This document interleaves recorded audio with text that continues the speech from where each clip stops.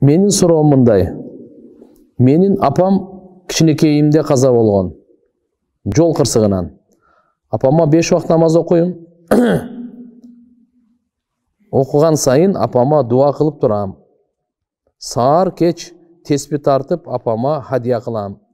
Жана дайыма апама атынан садака берип турам. Жана кандай иштерди кылсам апама сообу тиет. Бирок апамы көптөн бери өңүмөн болбосо да түшүмдөн бир көргүм келет. Бирок көптөн бери түштө да кире элек. Эмне кылсам? Машалла. Кудай кааласа көп кайгырбаш керек. Биринчи кайгы 3 күн.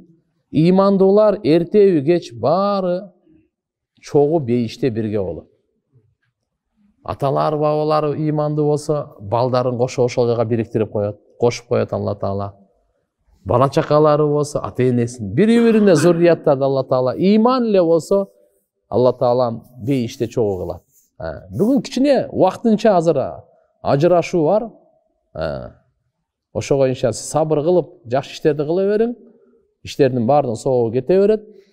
Кыямат күнүнүн бир аты бар. Yawma yajma'ukum li yawmil jam'. Dalika yawmut tagabun. Алла Таала ал күнү адамдардын бардыгын топтойт. Апаңызды дагы, сизди дагы бирге топтой турган күн келет. Алланын уадасы бул.